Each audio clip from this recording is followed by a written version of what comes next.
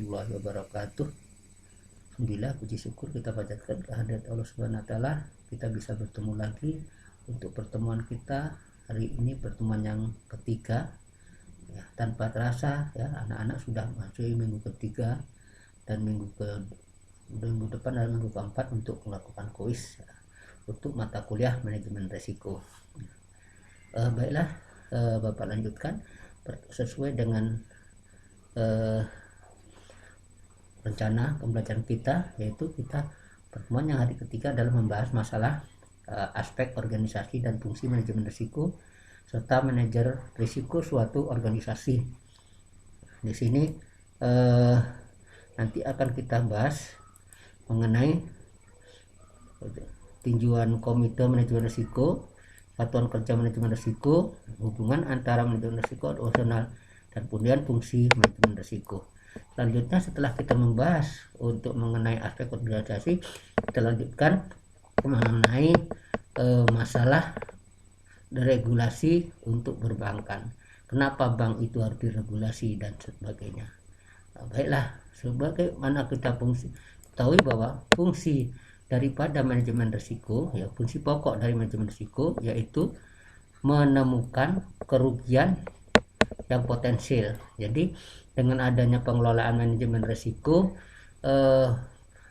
komite tadi bisa akan menemukan kerugian yang potensial. Kira-kira apa yang harus kita lakukan, jenis misalkan investasi, jenis investasi yang bagaimana, kalau mau pembelian barang yang bagaimana, kalau untuk melaksanakan operasi pekerjaan yang bagaimana, kalau untuk pengelolaan keuangan yang bagaimana, sehingga kerugian yang potensial itu akan diminimalisir.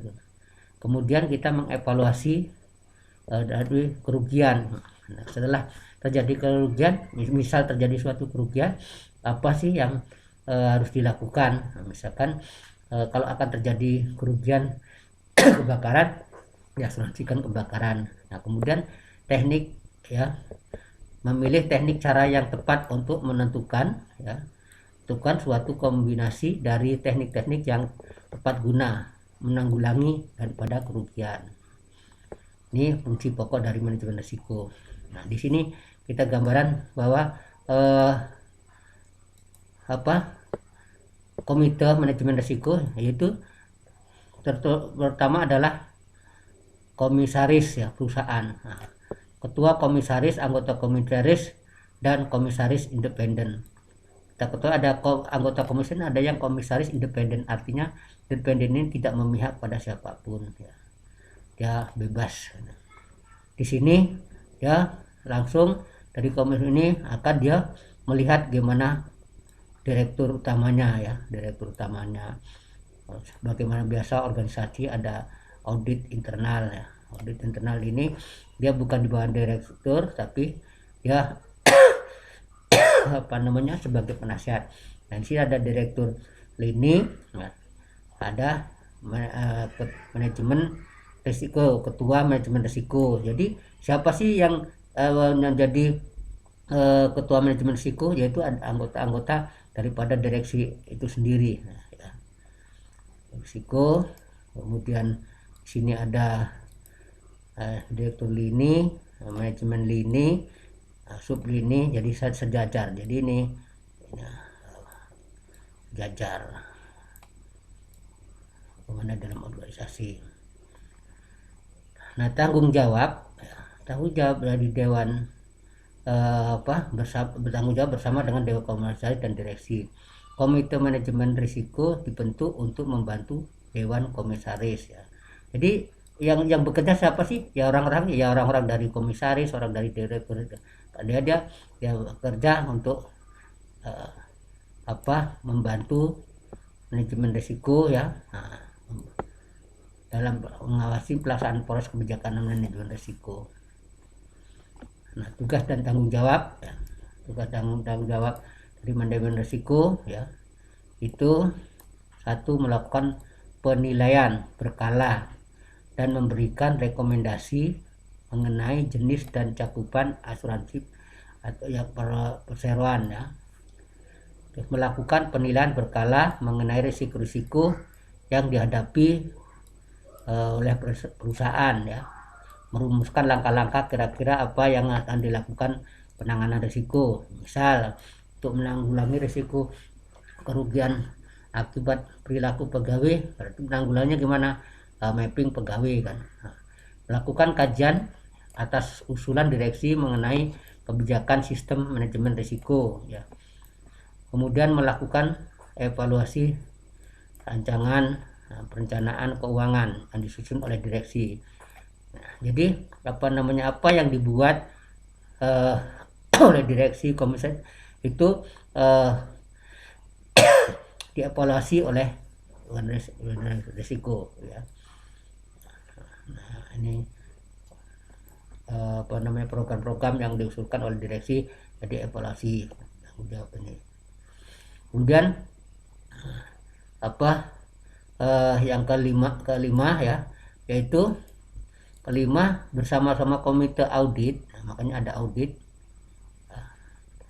melakukan kajian mengenai proses identifikasi risiko. Nah, pertama kan identifikasi ya.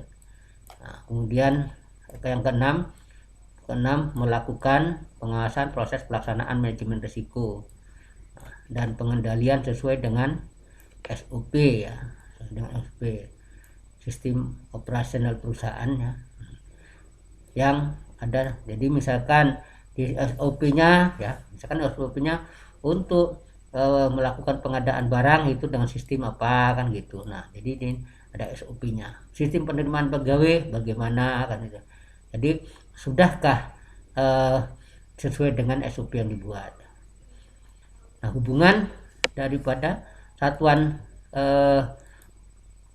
daripada operasional ini satuan kerja, yaitu untuk mengembang indikator, misal dalam silabus ya, RPP berdasarkan taxonomy belum dibagi dalam pencapaian kompetensi dasar ya, KD, yang ditandatangani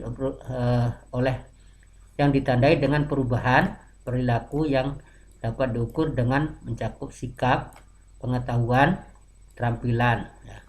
Indikator dikembangkan sesuai dengan karakteristik peserta didik. Jadi kalau misalkan kita mau membuat RPP, nah silabus ya, rencana pembelajaran, nah itu itu dengan mencakup sikap, pengetahuan, dan keterampilan. Kita berdasarkan karakteristik anak didik, mata kuliah, mata pelajaran, satuan pendidikan, potensi daerah ya, dirumuskan dalam kata kerja operasional yang terukur ya, terukur dapat jadi semua itu ada ukurannya, dibuat secara terukur. Fungsi pokok fungsi pokok ya, dan pokok dan manajemen risiko memastikan putusan misal kepuasan. Nah, jadi memastikan keputusan, misalkan masalahnya kepuasan. Contoh sebuah perusahaan ya, perusahaan ini kan, semisal selama tahun 2017 perusahaan telah menerapkan pengendalian risiko terutama yang berkaitan dengan ya, transaksi ya, perusahaan sekuritas ya, divisi risk management ya, compliance ya, karena ini tadi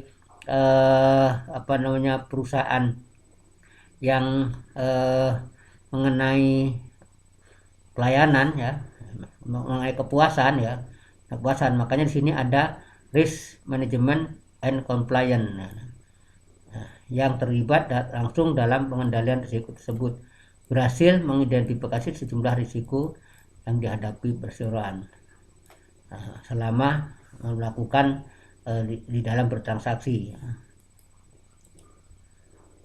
Kemudian risiko kredit. Nah, di sini kan ada menyangkut risiko kredit, misalkan risiko kredit.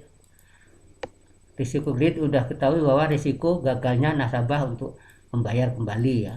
Nah, yaitu baik pokoknya maupun jasanya, bunga atas pinjaman atau kewajiban lain yang jatuh tempo ya. Misalkan kalau obligasi, kalau kita punya obligasi berarti itu kan utang daripada perusahaan mau ngangguk